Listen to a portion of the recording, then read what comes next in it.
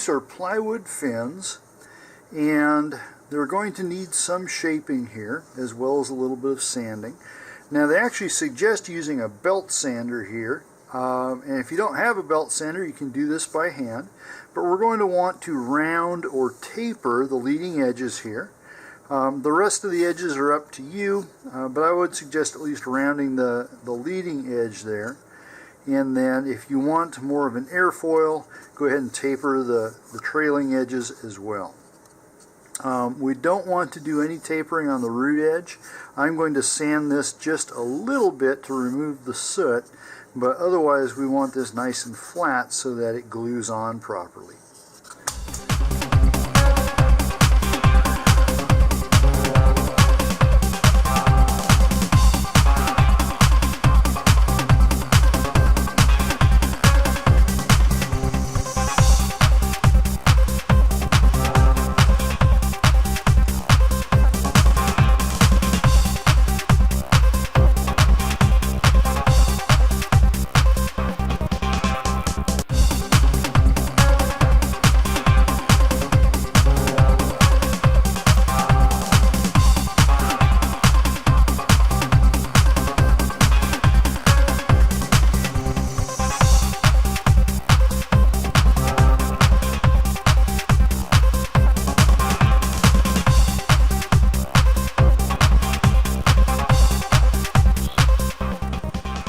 The sanding sealer is dry on my fins, so now I'm just going to take some 150 grit sandpaper here and sand it down.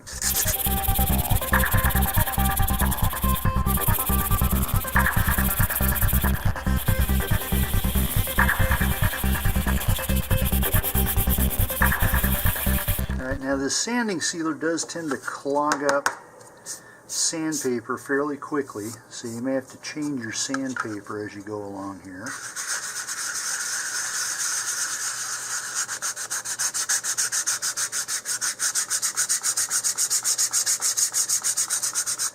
And the idea here is to take off most of the sanding sealer so that the only thing left behind is down inside the grain.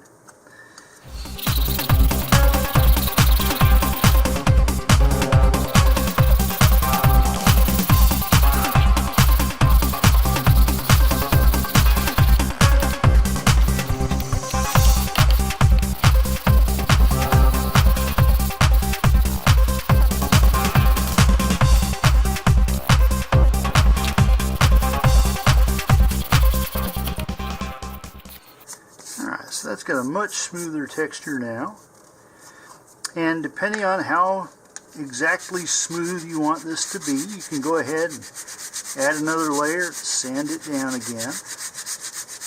Usually though, with the plywood fins like this, you only need 1 or 2 coats, and then your primer will fill in the rest. Okay, so I'm going to do the other 2 fins off camera, and then I'll be back. Now before I put the fins in, I'm going to put the motor retention screws into the blind nuts here.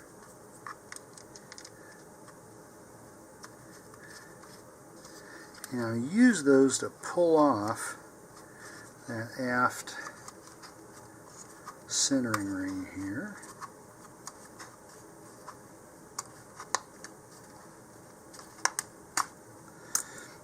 Okay. So now we've got lots of space in here. I'm going to pull this out just a bit here so we can get a wider view.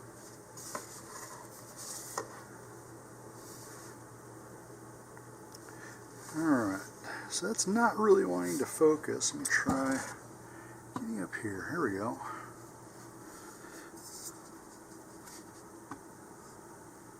So down inside there right now, it's nice and clean. And if I take one of the fins here and just slide it in, alright, you can see what's going to happen here. So we're going to be able to put the fins right up against the motor tube there, and you can see where we previously roughened the motor tube.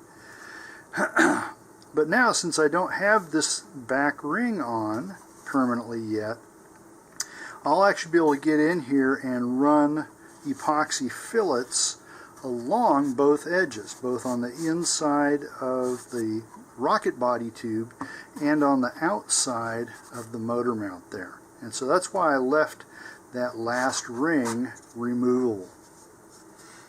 Now before we get to that, we need to come around to the other end. And if you recall, we had a whole bunch of couplers.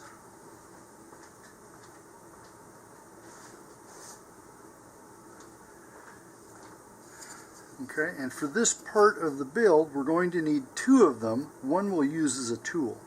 And what I'm going to do is place a ring of epoxy down inside there, about as far as I can reach actually. But it's going to go around inside, and then this coupler here is going to slide down into that epoxy and rest against the forward centering ring. And this is just going to act as a stiffener and a strengthener for the body tube here. Here I've made up about 3 milliliters of 15-minute epoxy. And I recommend using 15 or 30-minute epoxy for this, just in case you need to reposition something.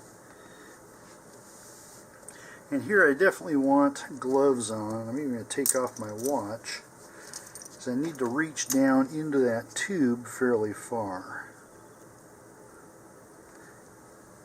Okay, so now I'm just going to take this and get down as far as I can. And in my case, that's not very far.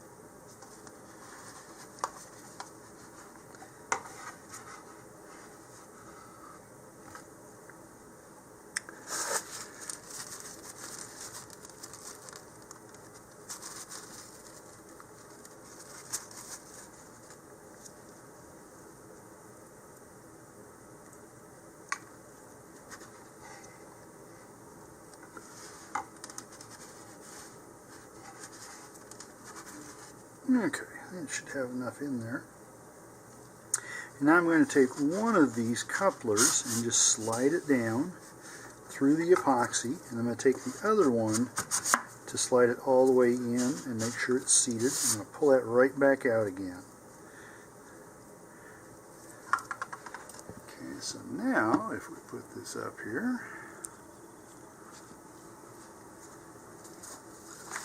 and bring some light up on the subject. Okay, so you can see that the stiffener is down in there, and there's just enough room there now for the next coupler to go on top of here between the main body tube and the payload section. But that'll be coming up a little bit later. Next we can start installing the fins. And the instructions use epoxy for all of this. I'm actually going to use some thick super glue, not for structural reasons, but just to tack these on. And that way, if we get them on crooked or something like that, we'll be able to break them back off relatively easily to reposition them. Okay, so I'm going to start with some thick super glue here.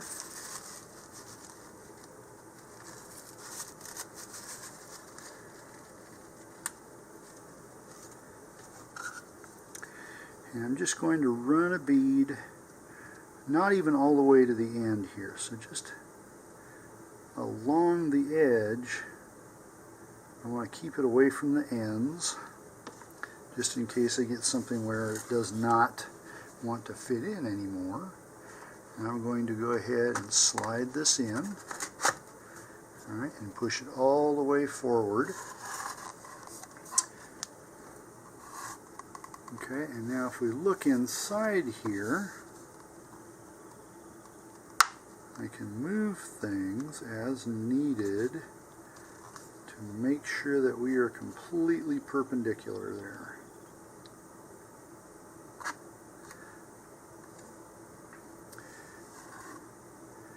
Okay, so what I'll do now is let this dry for about 5 minutes, and then I'll tack the other fins on, and then after those have set, I'll use epoxy to make the actual structural joints. Okay, so I've got the fins tacked on here, and I've set the rocket over this fin alignment guide. And it's kind of hard to see in the camera here just because of the depth of focus. Let me see. Bring that up just a little bit more. Now I'll come over to one side there.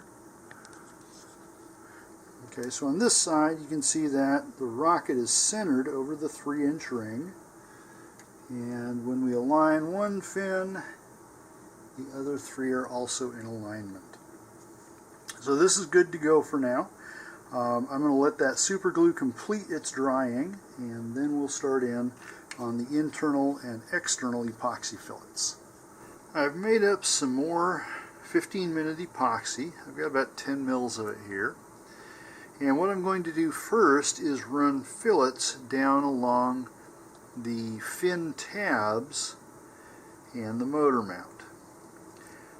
You could use a longer epoxy for this. I don't recommend using a shorter working time one, because one of the things that's going to happen here is as we put this in, gravity is going to pull it down.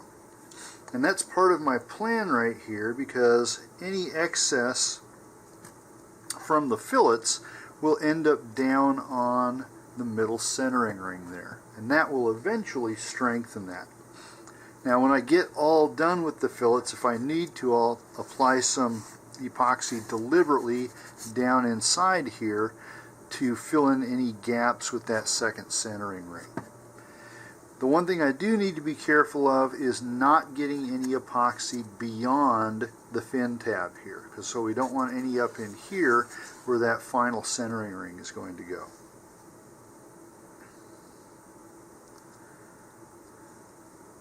Okay, so I'm just going to start out with some here. You can see it's already trying to run down. That's okay.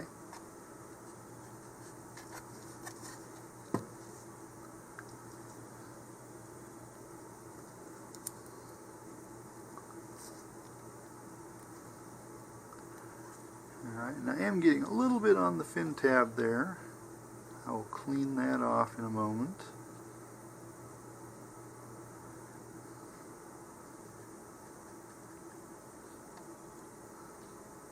Alright, and I just don't have a lot of working space here.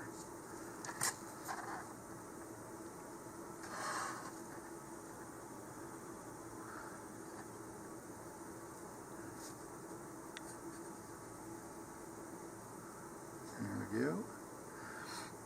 Okay, now it's a good idea to have a little bit of rubbing alcohol and a tissue ready here, and that way you can quickly wipe up anything that gets where you didn't want it.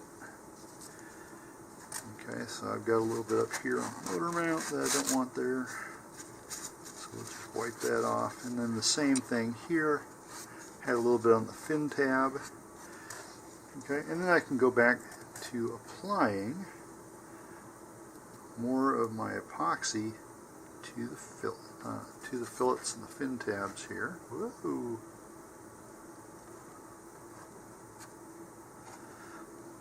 Okay, now you saw that a little bit of drip on the inside of the body tube there, and so I'm just going to put that up on the fin. Okay, and so here I'm just going to keep adding more epoxy to each of the fin to form a fillet on each side. I'm going to do this off camera though, so it's really hard for me to maneuver around with the camera in the way. Okay, I've got the fillets on the motor mount now on the fin tab. I'm just going to come around here and make sure I'm not missing some. Looks like right in here where that shock cord is. So it's right down along here. I need to add a little bit more. But after I do that, I'm going to go ahead then and switch to the body tube interior fillets, since I still have epoxy left.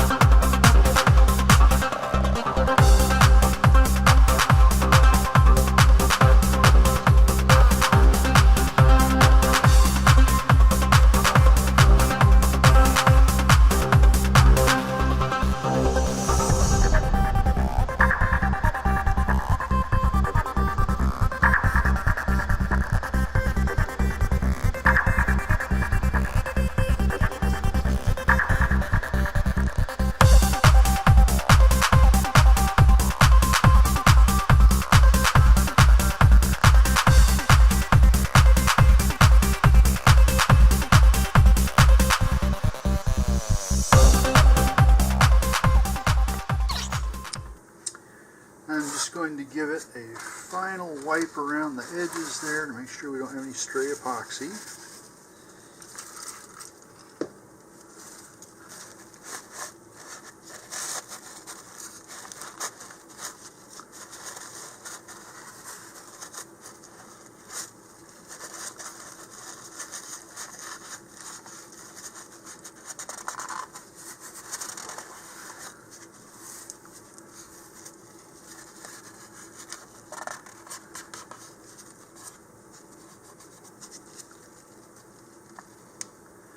Now if you do have any stray epoxy there that is already cured, we can always sand that down later, but it's a whole lot easier to do it now while it's still soft.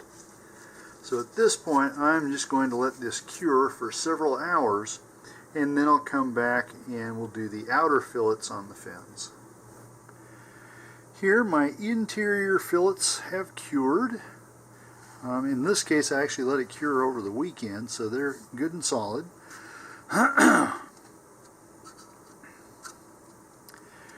and the next thing I'm going to do is once again dry fit the aft ring. Make sure nothing's changed in here due to epoxy getting on surfaces or things like that. Okay, and this is feeling just a little bit snug.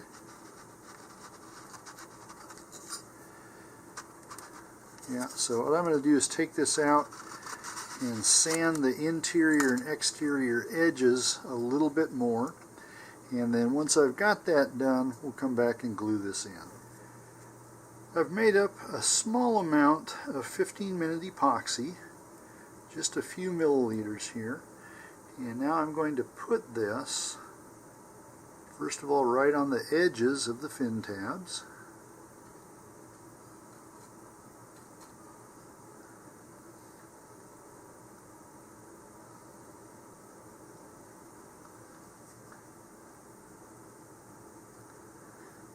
Okay, and then right along the inside of the body tube.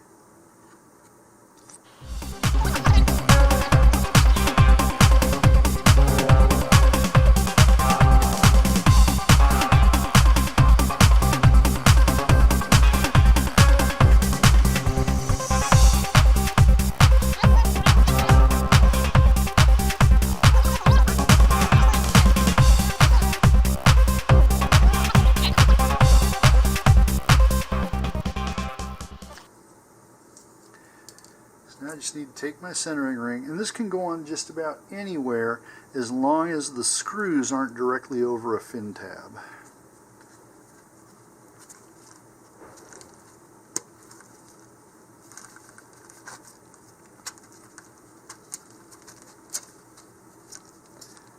Okay, and now I'm just going to use my gloved hand here to push everything all the way around.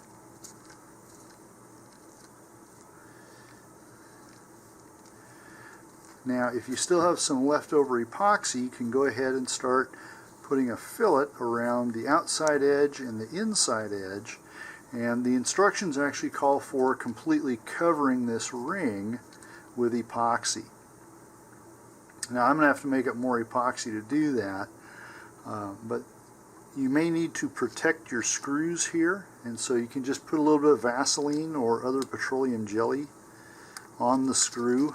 That way, in case it gets a little bit of epoxy on it, you can just wipe it back off again. Alternatively, have a paper towel or tissue soaked with rubbing alcohol so that if you get any epoxy on here, you can pull it out and wipe it off that way. You don't want to get any epoxy down in the threads. Now, because I had to do a repair job on this ring earlier, I've actually already got epoxy around that, so I can avoid most of that when I put the rest of my epoxy on. Okay, I've made up some more epoxy here. I'm just going to kind of flow this in to begin with. Here, and then we'll just run this up against the inside of the body tube and let it fill into the cracks there.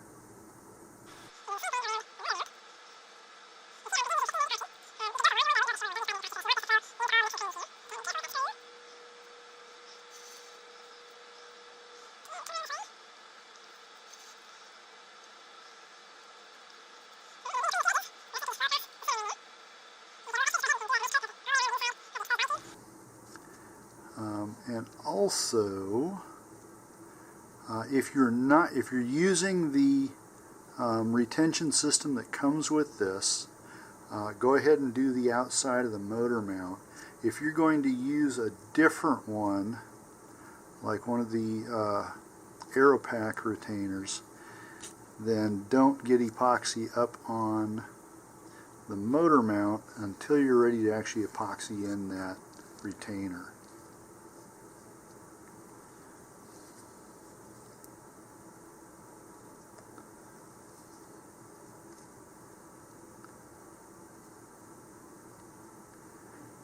Alright, so that pretty much gets that. I'm just going to go ahead and use up the remainder of my epoxy here.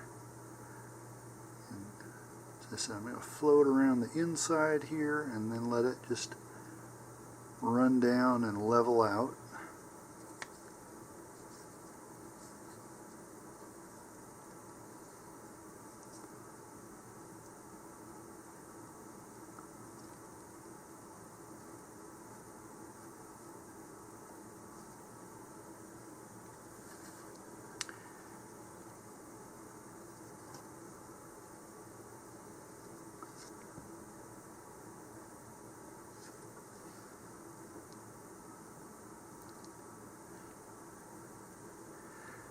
Okay, and that should pretty much do it.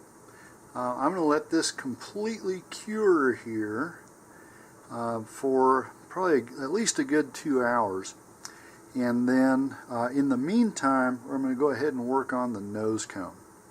And when this has set up and cured, we'll do the exterior fillets on the fins. Coming back to our instructions, we are at pretty much this point now. So the fins are attached, the internal fillets have been done, we've put on the aft centering ring, but we're waiting before we can do the fin fillets. So we're going to skip up here to the next step, and this is going to be attaching bulkheads and couplers to the payload section as well as to the nose cone. So the first thing we need to do on one of these couplers is to make a mark halfway down. Okay, so that'll be here at 3 inches.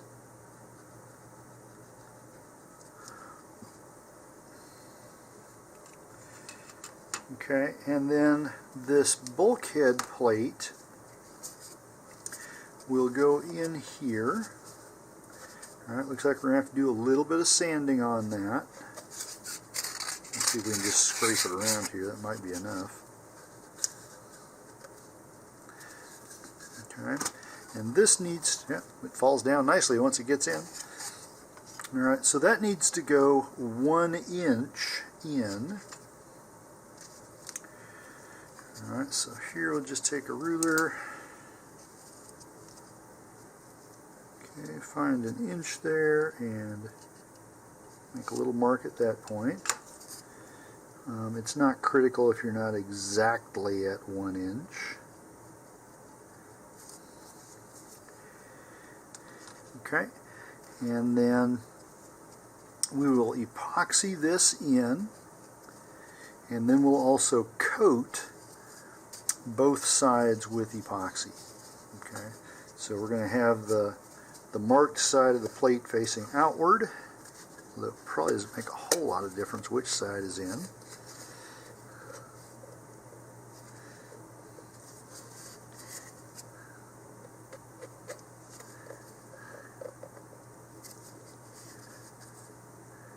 Alright, so that should be right about there.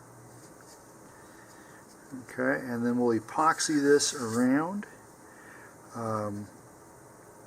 And probably one of the easiest things to do will actually be to push this back a bit beyond our marking there, about 1/4 inch, 6 millimeters for the metrically inclined. And now what I'll do is go ahead and spread the epoxy around here and then push the ring back up into my marking there, and that'll push the epoxy forward and make a nice fillet there.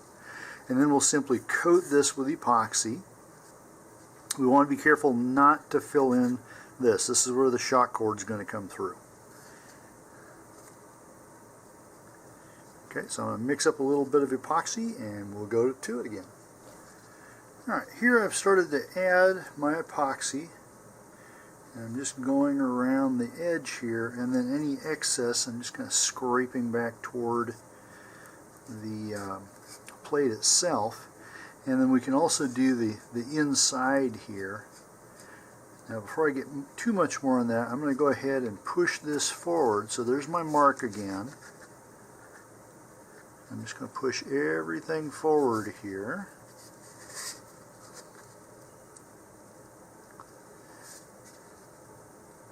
This does not need to be perfectly perpendicular, but it looks nice if it is.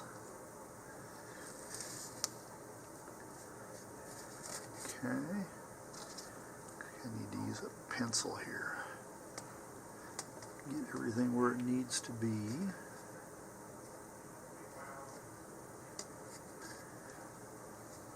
Okay, so that looks pretty good there. And now I will finish going around the edges and also coating the middle here.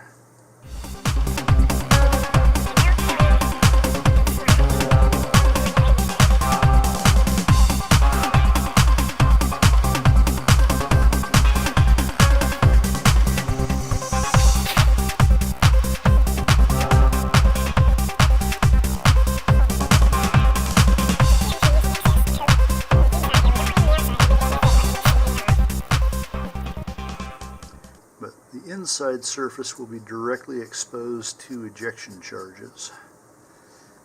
So we'll go ahead and coat that as much as possible.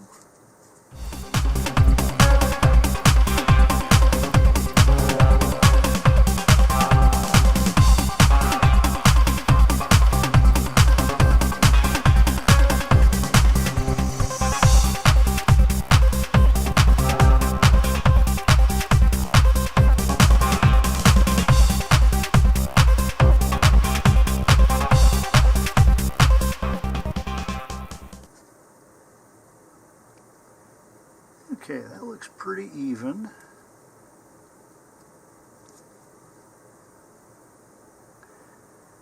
Okay, so I'm going to let this cure, and then after it's cured, we'll do the same thing on the inside face of the bulkhead there.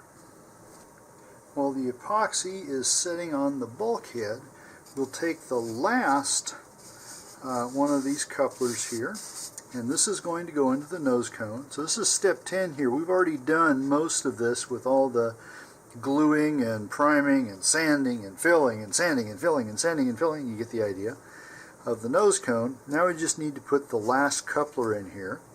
So there's a ridge you can see inside here. That's where the coupler should go to. So I'm just going to dry fit this in. Make sure everything fits the way it should, and it does. I'm going to take that back out. Now if this is too tight, you can go ahead and sand along the coupler here and or sand the inside of the nose cone. Okay, since mine fits okay, I'm not going to do any of that. And now I'll just apply a bead of epoxy around this, and you can use a pretty heavy bead, and then this will simply squish it forward and glue the whole thing in place. And I'm going to do that part off camera. Now that the epoxy has cured on the coupler here, the instructions indicate to coat the entire interior surface of the nose cone assembly with thinned epoxy. Now, since we already did a lot of the nose cone assembly already, the nose cone itself has already been coated with epoxy, so we just need to coat the interior of the coupler here. So I've got some epoxy made up, and I'm going to thin that 1:1 with rubbing alcohol.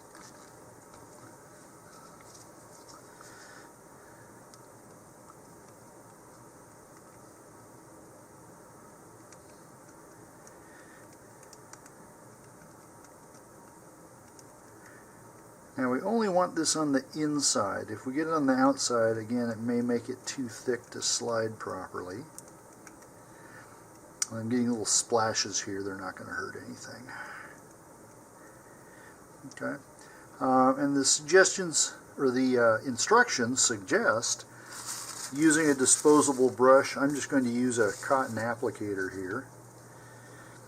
Okay, now you're not going to be able to see a lot of this. I'm going to try and get the edge here just so you can see what it's going to look like going on. Okay, so just smooth this around.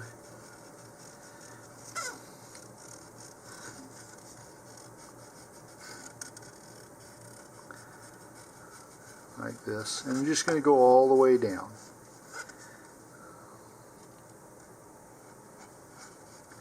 Alright, do make sure you've got something over your work surface like I have here, because this can be very sloppy.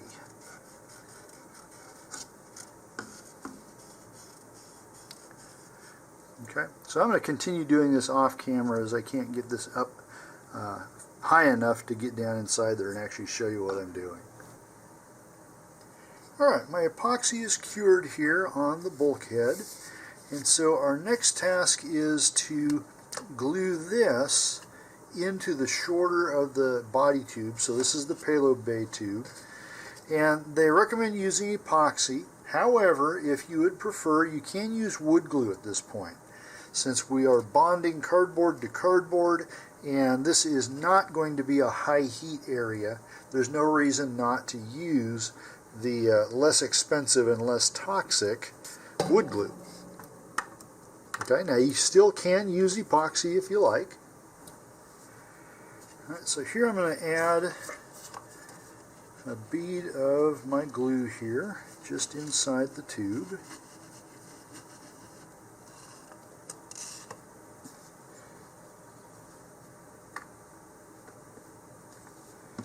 And recall that earlier we marked this coupler here at the halfway point. So now I'm just going to pop this in. Okay, and just shove it in until we reach that point. And I'm just going to give it a little bit of a twist back and forth so we get a good glue seat there. And come back to my mark. Okay, and now I'll just let this dry for a while. So here at last we are ready to put on the external fillets on the fins, and I have made up a small amount of 5-minute epoxy here, and this is a matter of preference and experience. If you're new to using epoxy, go ahead and use the 15-minute that we've been using everywhere else. If you're going to use the 5-minute, the advantage of this is that you can go through the whole process faster, but it also means that you've got to get things on quickly. Okay, so what we're going to do here, I've got mine masked off at about 1/4 inch all the way around, or 5 to 6 millimeters. You can do this without the masking. You can freehand this, although if you tend to be messy, this is actually a better way. Now the instructions call for doing facing fillets at a time. So this face and this face you could do at the same time.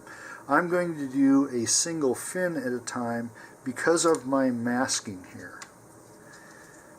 Okay, because I need to be able to take the masking tape off relatively quickly. And if I do it on facing fins, that becomes more difficult to do. Alright, so now I'm just going to apply this into the edge of the fins there.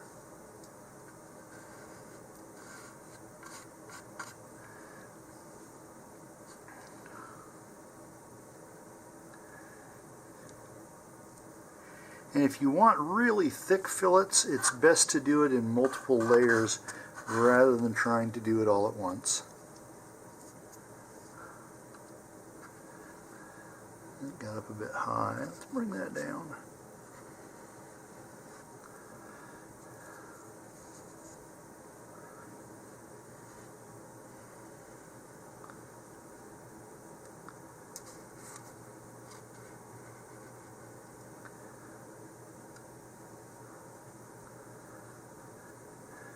Okay, personally I don't go for really thick fillets. I just want them to be smooth and strong, and beyond that is bonus material.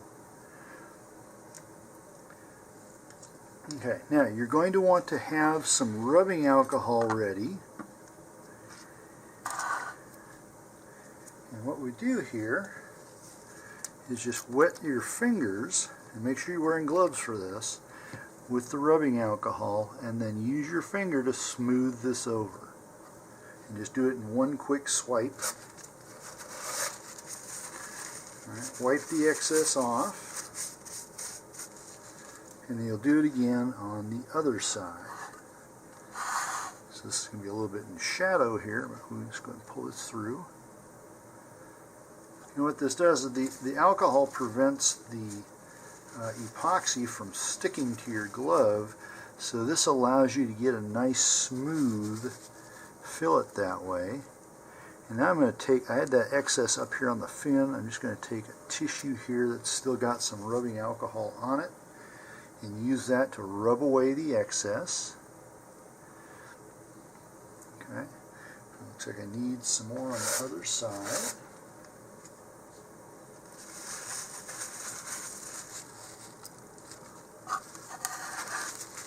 Right up in here.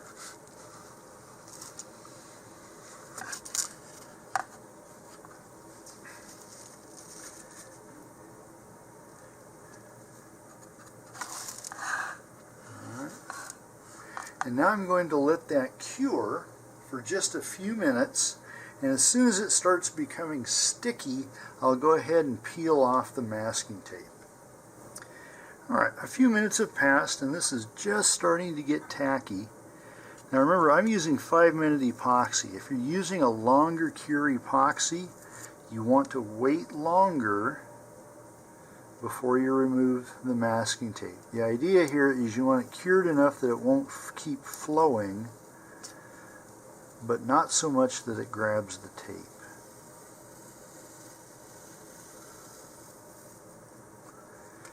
Okay, and then you want just a little bit of flowiness there so that the edges of the masking tape,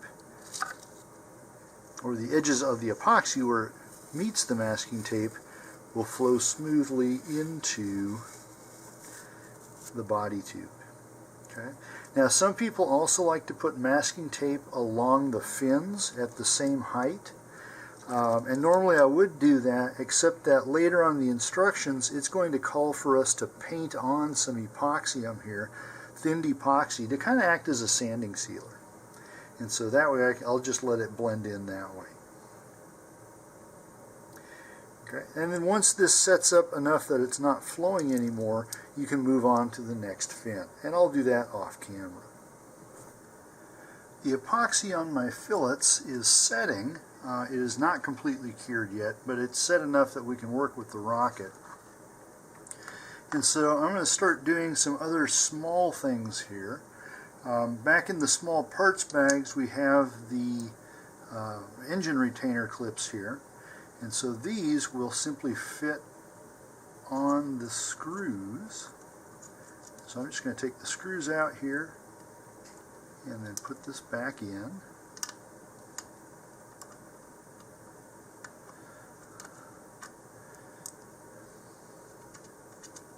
And these are really snug fits here, so there's just enough clearance between the body tube and the motor tube for those clips to slide in.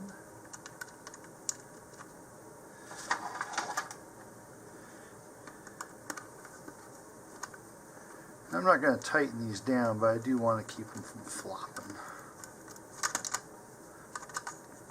If you want to be able to stand your rocket up for display and such, you'll want to take the clips off or rotate them to the side, and then put the screws most of the way in, and then the rocket will stand on the motor mount. Okay. But here what we're trying to get is that one will be here, and that one will be like there. And that'll give us really good motor retention. Okay, so coming back to our rocket, our next task is to put in the plastic rivets here that will hold the nose cone in place. And you notice I've got a little bit of a gap here, and that means that when I put my coupler in, it wasn't quite square with the plastic part of the nose cone and the coupler here. At this point there's not a lot to do about it. If it's not going to cause a lot of problem, it's just going to have a little gap there. If it really bothers you, you can go around and scribe this and then sand down the area on one side, and then you just have to make sure you always have it lined up the same way. But I'm not going to worry about it. It's a minor cosmetic problem at this point.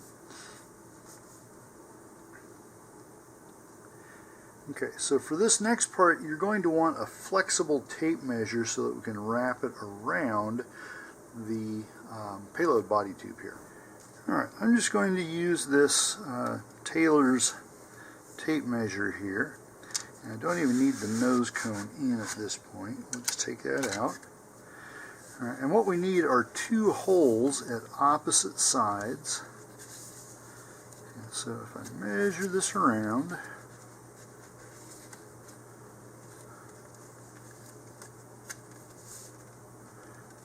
we have a circumference of right almost exactly 25 centimeters there. Okay, so if we have that, alright, and this needs to be 1 inch down.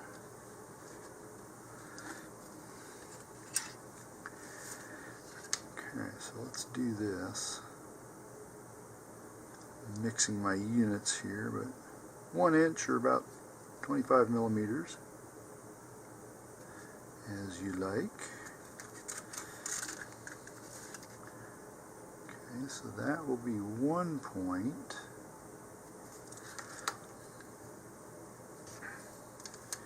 Alright, half of 25 is 12 and a half.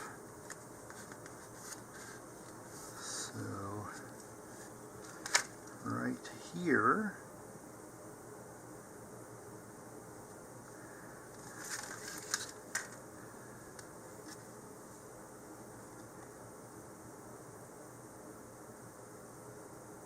okay, and an inch down, it's going to put that right there.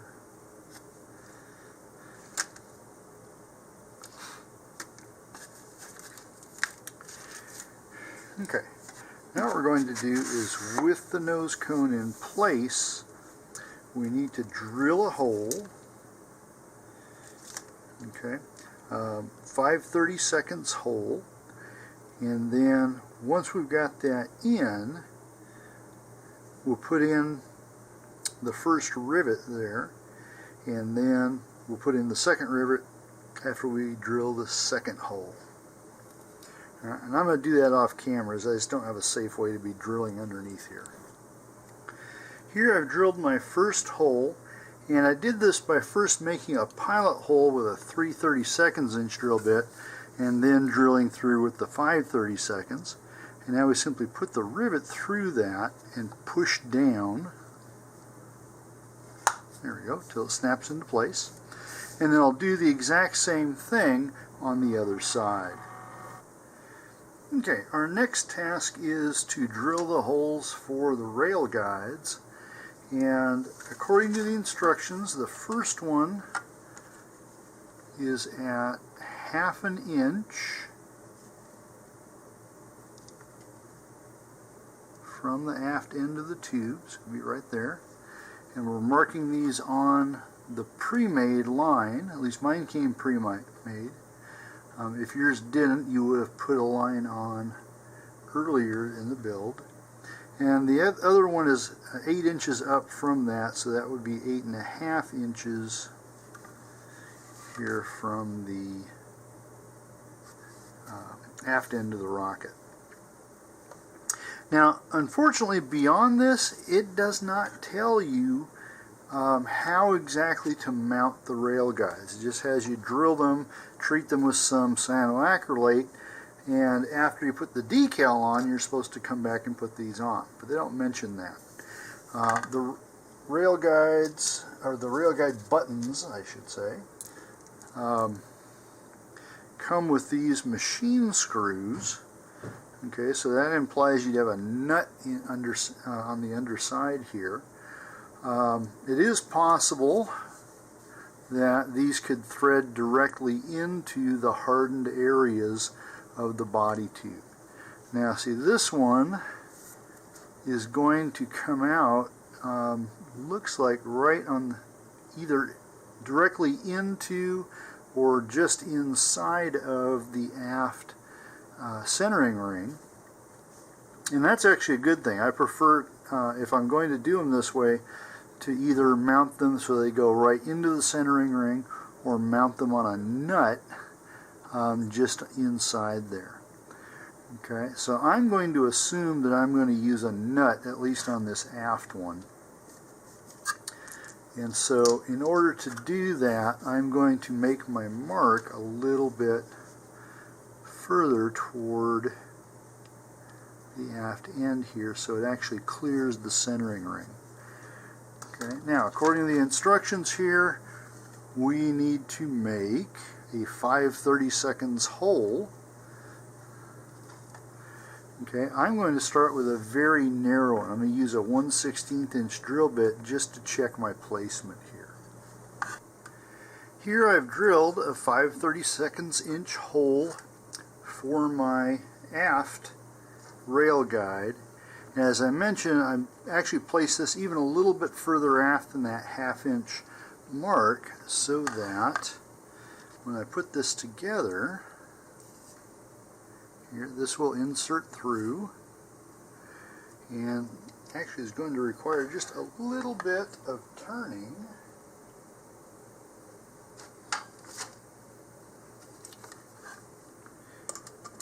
Okay, so I'm going to thread that through. Alright, and that leaves me some extending out here, and what I've done is simply got a number 8 nut that I can put in here. Alright, so I'm going to back this out again and now let it thread inside. That's a little cross threaded. Let's bring that back out.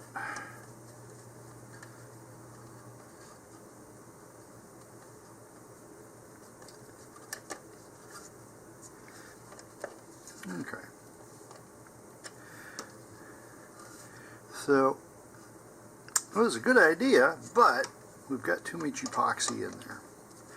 Now, as far as I can tell, the only thing that's going to hold this on is going to be to put some glue in here. Now, the other one may not even have that ability. Okay, so what the instructions suggest, and all they suggest, is to coat this hole with cyanoacrylate and then put the screws back in. And so it looks like what I'm going to have to do is I'm going to go ahead and do that, as it does harden the cardboard. But then I'm going to use some epoxy as well so that those screws don't come undone again. Alright, so here I'm just going to put in a little bit of super glue and let it soak into the cardboard there.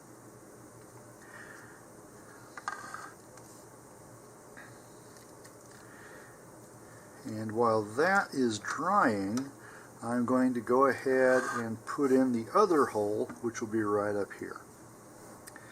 So here I have my second hole, and I'm going to go ahead and put the cyanoacrylate in there as well. And it turns out this is right above, just forward of the forward centering ring. So it goes through 2 layers of cardboard, because remember we have the stiffy in there, the coupler that's being used to reinforce that. And so if we go ahead and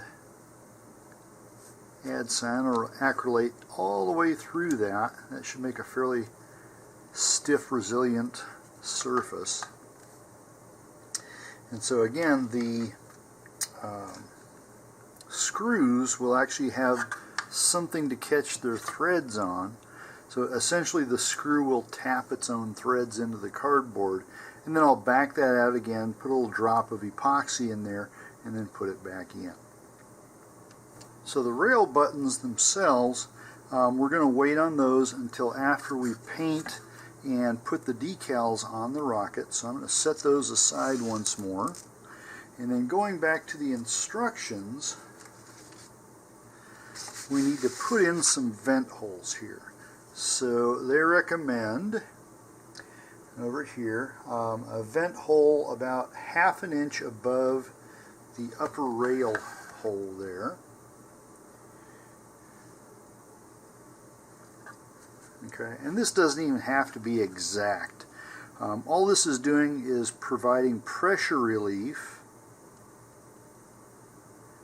for the rocket, so that, for example, if you put a very high acceleration motor in this that's going to kick it up really high really quickly, the pressure inside the rocket will be higher than the pressure outside the rocket, and this could potentially push the payload section off prematurely. And so here I'm just going to put a small hole in here, probably about a 3/32, and then we'll come back. So here we have the vent hole and then the 2 holes for the rail guide buttons, and those have all been treated with cyanoacrylate. You can do the same thing to the vent hole too if you like. It's not as critical since it's not going to have pressure on it. I'll go ahead and do it here. If nothing else, it helps keep things from flaking off.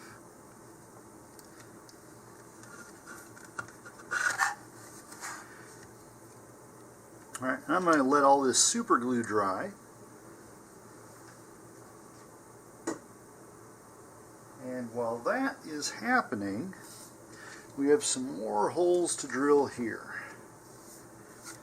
Okay, so down in here, it says to drill 4 1/8-inch holes evenly spaced around the payload section, 5.5 inches from the top of the tube.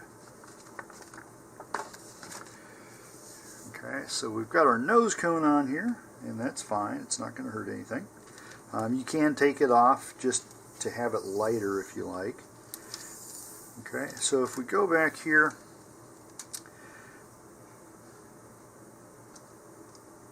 find my ruler. Bloody hell did my ruler go? There we go. Okay, so if we measure this down,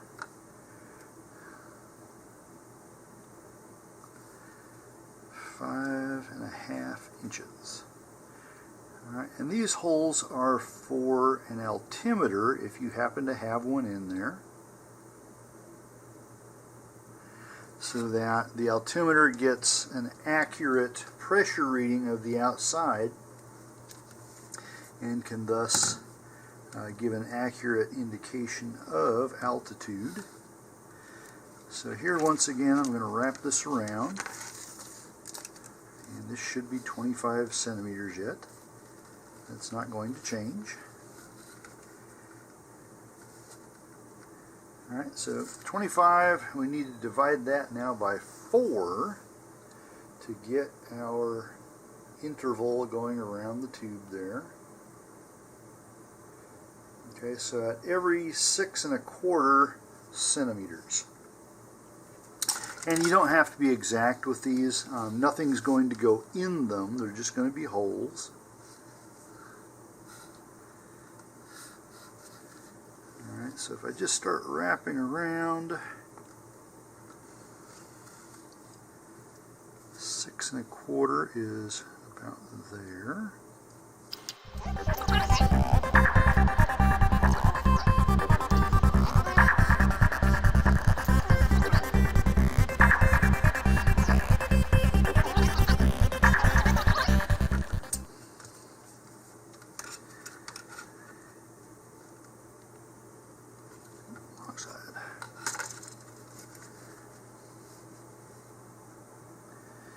Alright, so yeah, I wandered a little bit there.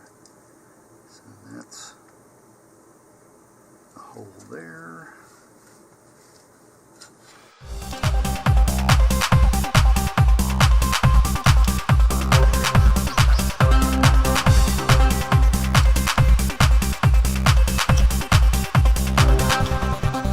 Good where it is. just going to go through and make 1/8" holes all the way around, and then treat those with cyanoacrylate as well. I've got all my holes drilled and the cyanoacrylate glue is drying. Once that glue is dried in all the holes, then I'll simply re-drill them again to remove any excess. And then the next step will be to paint the rocket. Now, they recommend mixing up some thin epoxy again to coat the fins. And it basically makes a sanding sealer for them. Now, since I did seal the fins ahead of time, I am not going to do that step. You can notice here I got a little bit of wave of epoxy right there.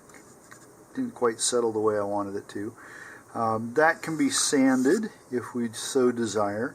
What I'm going to do is go ahead and give this a coat of primer, and that will help me find any other defects that are in here and make it easier to see where I need to do some sanding. Note that they do indicate you don't even have to paint the entire rocket because the R.E.A.R decal will go basically from about here all the way up to cover the payload section and go up to the base of the nose cone. I will go ahead and probably prime everything just so things like this don't bleed through. Okay, and again, it helps identify any places that might need sanding. So I'm going to take this off camera, give it a coat of primer, and then see where to go from there. At this point, I have the rocket primed and painted. So because of the wrap that's going to go around this, I only needed to paint the lower part here, including the fins, and then the nose cone. Now in the instructions and in the packaging it shows these as white. I really don't like all white rockets. They're too easy to lose in the sky. So the alternating of black and then the light colors on the decal I think will make this more visible. So for the moment I can set aside the nose cone, and then I'm going to connect the two body tubes here. Now this next part may be difficult to show in completion. We'll try it.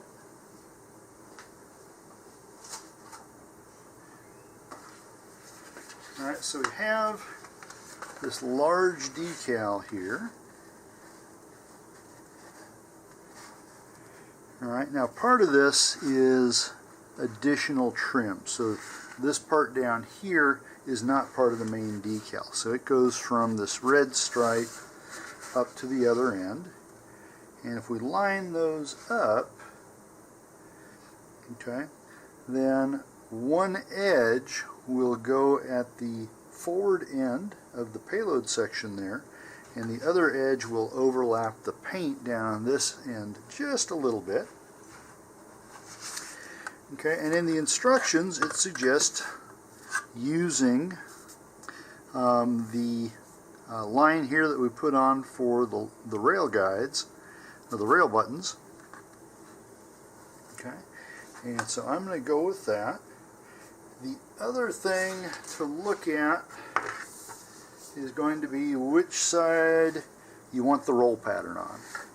Okay, so you can do it this way and have the roll pattern up toward the nose cone, which is often where it's put, or you can go in the other direction. On the packaging it shows the roll pattern down on the aft end, but I think I'm going to put it on the forward end of mine. I think I just like it better there. And so what I'm going to do here is initially just peel off a little bit of the decal all the way down. According to the instructions, you can put this on bare cardboard, so if you didn't want to prime all of your rocket, it will still work.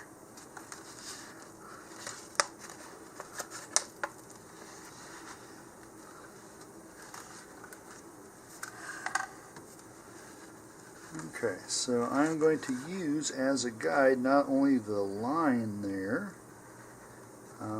but the forward end of the rocket as well.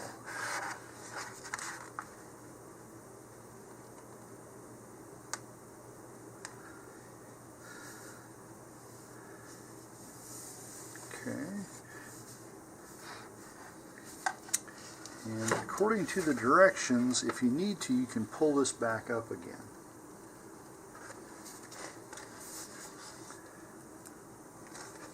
So I'm going to do my initial lay here and just kind of turn this as I go.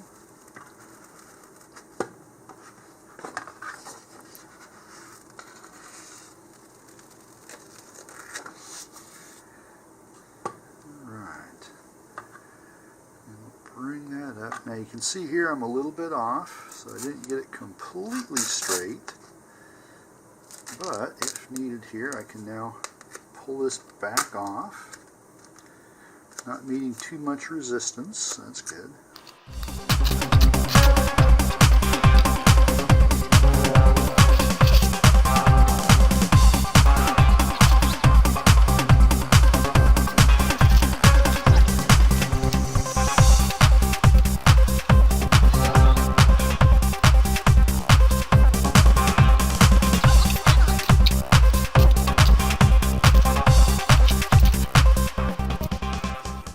I'm going to continue shifting this around off camera. I need to move the camera out of the way. Okay, after an epic battle, I've got this on mostly straight.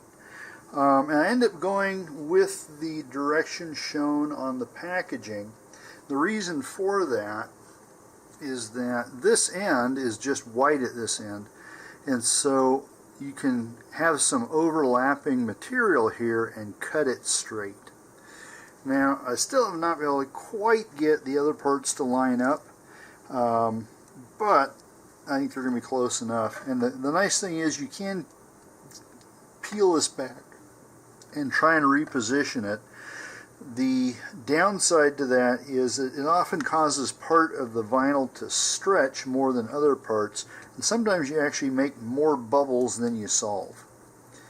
Okay, but I'm just going to go ahead and leave it like this, and I'll try and work some of the bubbles out. But let's go on and do the finishing touches on the recovery system. Now, in order to get to the recovery system, we're going to need to cut the decal at the junction of the main body tube and the payload bay. And so just kind of feel around here to begin with, and then gently cut through.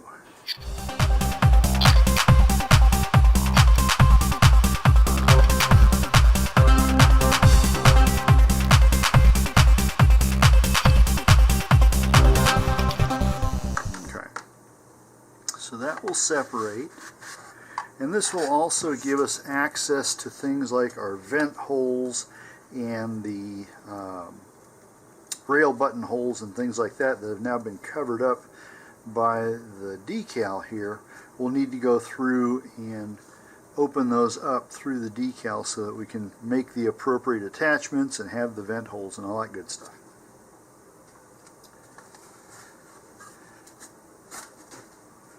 Alright, but we're going to need the shock cord. Okay, and they use a relatively simple method of putting this in. The first thing we want to do is come down about 1/3 of the length, and this is to a certain extent up to your personal preferences, and then tie a loop in this.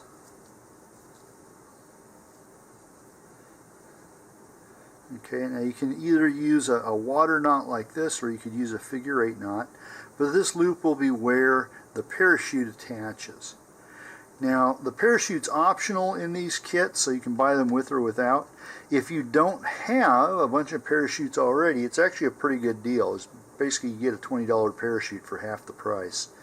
And you can either tie the parachute directly to this loop, or what I prefer to do is use an 1/8 inch quick link and do it that way. Okay, regardless, we need that one. And then over here at the free end, this goes through the slot here. You just push that forward until you can reach it through the other end.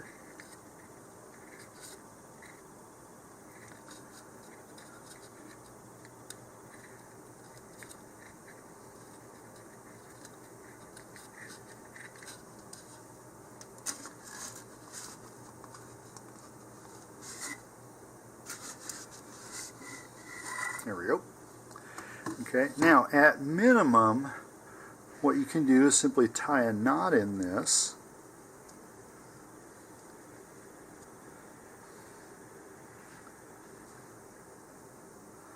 And then coat the knot with epoxy so it can't come undone. And this then will be able to pull through until that knot hits the other side of the slot, and that will lock it in place. Alright, if you want to go a little bit fancier, you can actually sew a loop into the knot and then put a quick link on there. So you put an 1/8 inch quick link in the loop, and that will prevent it from going through, but you'll have an easier time if you decide that you need to change the shock cord or you want to reconfigure how the parachute's attached or whatever. If you sew this over in a loop rather than tying it,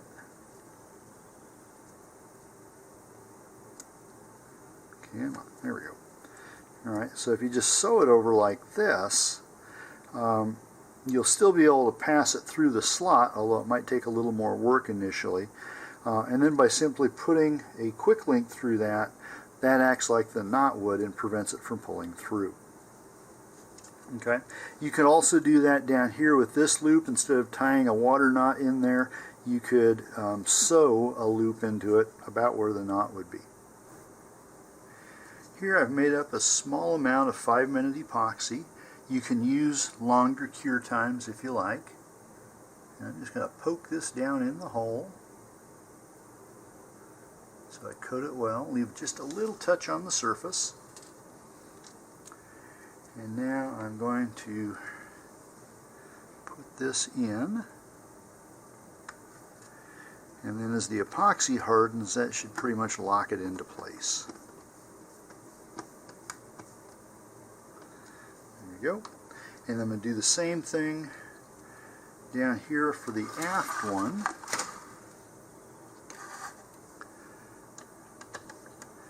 Alright, now the nice thing here is I can get to it from both sides, so I'll be able to do an even better job of firming that up,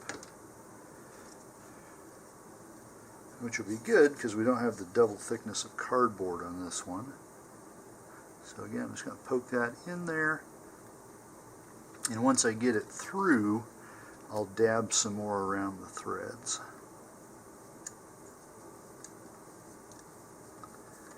The main idea here is we want these straight, and the nut that I had on there was canting that a little bit.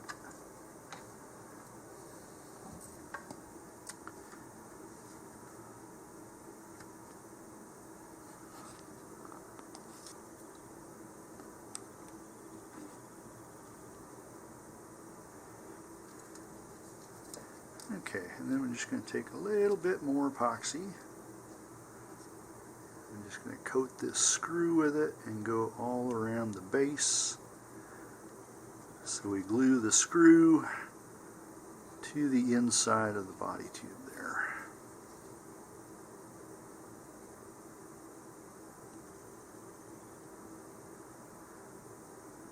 Now if you want to reinforce the forward rail button, you'll need a long dowel to stick down in there. On mine it's right against the forward centering ring there. I don't know if you can quite see that. It's way down there. Alright, take my word for it, it's there. Alright, this definitely won't fit under the camera at this angle, but if we go from nose down along the body here and to the fins, you get a pretty good idea of the rocket. Okay, so this is a little bit more challenging, just mainly because of the extensive sanding and filling required on the nose cone, as well as this wrap. I love the idea of wraps, but the practicality of them sometimes can be a little bit trying. I've also noticed in some wraps that over time, especially with changes in heat and humidity, that they start developing even more bubbles. Hopefully that won't be the case here. So, even with the trials and tribulations associated with this, it was a fun rocket and it comes out really pretty. And I hope you have a good launch and a safe recovery, and please stay tuned for another one of my videos.